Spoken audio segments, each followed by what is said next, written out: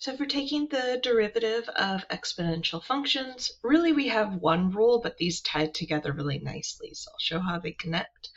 But really all stems from this, that if we take the derivative of an exponential function where we have some base b raised to an exponent of x, that's going to equal the natural log of b times that base of b raised to the x power. So we really get a copy of the exponential function piece, but then we need to multiply by the natural log of the base. Now, when we apply this to a base of e, what'll happen is that we'll have that e to the x piece, but then multiplying by natural log of e, which is our base, but natural log of e is just 1. So that's why we just end up with e to the x. So this derivative rule is really nice because we end up just copying. We have the same thing coming out of there. Now the proof for this is pretty nice, so I'm going to go ahead and walk you through it just to show that we're taking the derivative. So going back to our difference quotient, that would be e to the x plus h minus e to the x all over h. And if I separate up that first expression, that e to the x plus h, using exponent rules, I could write that as e to the x times e to the h, because that's where we got the addition of the two exponents. And then what I could go ahead and do is factor out e to the x. So what we really have here is e to the x times this limit as h approaches 0 of e to the h minus 1 all over h. And evaluating this is, we can't do it algebraically, but if we went and looked at the graph of what this function looks like and evaluated the limit as h approaches 0, as we get closer and closer to 0, we're getting closer and closer to 1. So really, all of that just turns into a big 1, so all we have left over is e to the x. Now the same thing happens with our general rule. If we go through that with this scenario, it's the same process for the proof, which I won't ask you to ever show these proofs, but it's just nice to see where these rules come from. So we factor out a b to the x. We have this limit as h approaches 0 of some base raised to the power of h minus 1 over h. And what's going to happen is that we're going to have this b to the x piece times, and when we evaluate this limit, depending on what the base is, it's going to adjust. So let's take a look at that. Let's say we have a base of 2. Then we can see we've moved a little below 1 here, so we're about there. And then what happens when I change it to a base of 3? Now I'm a little above 1. And a base of 4, a little above, a little above. So this limit is changing based on the base that we have for our exponential function. And what this value is coming out to is the natural log of that base. So we're undefined at the actual spot, but right around it, like here, it kind of looks like we're at a 1 point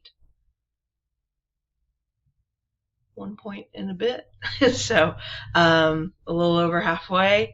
So with that, what we're getting is this natural log of the base, which is coming from evaluating that limit as h approaches 0, depending on whatever that base is. Okay, so those are the two rules we're going to focus on. Really, it is just one rule, but it's nice to kind of separate out e to the x to really show how it just kind of ends up the same. So what we're going to do here is go through some examples, and these examples will have lots of chain rule mixed in with them, but using chain rule along with these new rules. Okay, so this first one, we have e raised to the tangent of 2x. So we have inside function of tangent of 2x, outside function of base e raised to an exponent. So taking the derivative, I'm taking the derivative of the outside function, which is e to an exponent, and when I take the derivative of e, it just stays the same, and we're keeping the inside function the same. And then I'm going to multiply that with the derivative of the inside function. I'm just going to separate that up to not do too many steps in one go. All right, so derivative of the outside function, keeping the inside, times derivative of the inside function. Now with this one, I'm going to need to use chain rule again because we have an outside function of tangent, inside function of 2x. So taking the derivative, I'm going to still have that e to the tangent of 2x times derivative of tangent is secant squared. So I'm going to have secant squared and keep the inside function times derivative of the inside function, which would just be a 2. And that's all we'll have. I'll just go ahead and rearrange it a bit, bring the 2 out front, e to the tangent 2x times secant squared of 2x. And that'll do it. All right, let's take a look at this next one. Let's go ahead and use the quotient rule. So low d high, so low, and then derivative of 3 to the x is a natural log of 3 times 3 to the x, minus high d low, so 3 to the x, times, and then we'll have natural log of 3 times 3 to the x, and then the plus 2 turns into a 0, all over low low, which is 3 to the x plus 2, quantity squared. What I'm going to do is up in the numerator, I'm seeing common factors already. I have a common factor of natural log of 3. I also have a common factor of 3 to the x. So I'm going to go ahead and factor those out. So what that will do is bring a natural log of 3 times 3 to the x outside. And then for leftovers, I'll have 3 to the x plus 2, and then minus 3 to the x. And that makes it nice and simple to cancel out those 3 to the x's in there. So 3 to the x plus 2 squared in the denominator. Okay, so that's going to leave us with a positive 2 in the numerator multiplying on. So I'm going to go ahead and rewrite that as 2 times the natural log of 3 times 3 to the x. So you have that nice multiplication there, all over 3 to the x plus 2 quantity squared. Okay, one more example here. Let's go ahead and use quotient rule again. So, and this one, because I'm going to have to use some chain rule here, especially with that numerator term, I'm going to write this out in kind of a long form. So low d high minus high d low. That one isn't too bad to take the derivative of, but just for consistency, why not? All over low low, which would be x squared. All right, so taking the derivative of e to the x squared, e is going to be our outside function, and then x squared is going to be our inside function. So derivative of e just stays e, and then we'll keep the inside function, times derivative of the inside function, so derivative of x squared is 2x, minus e to the x squared times the derivative of x, which is just a 1, all over x squared. And what I'm seeing is a common factor of e to the x squared. And I'm going to go ahead and factor that out, and that'll leave us with a 2x squared minus 1 all over x squared. And that'll do it.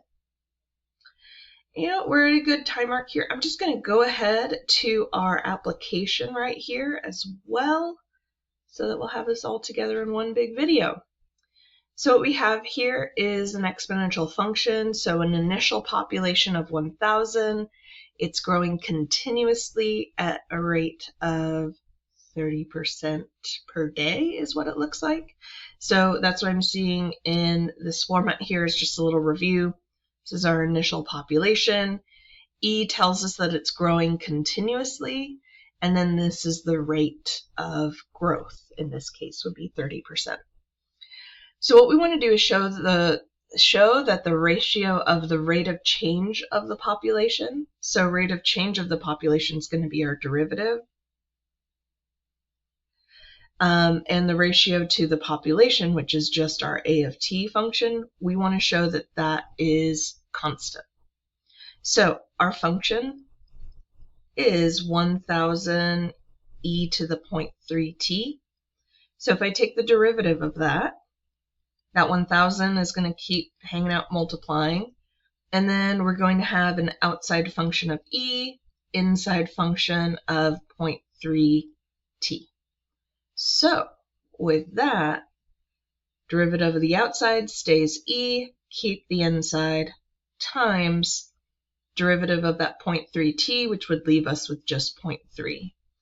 So for the derivative function, I'm going to go ahead and write it as I did there. So 1000 times e to the 0.3t times a 0.3 all over, and then just a of t is 1000 e to the 0.3t, and that's it. And we get some nice cancellations here. So that cancels, and all we'll have left over is just 0.3 as our constant. So that shows that the ratio of our rate of change of the population to just the population is a constant value since it's just a number.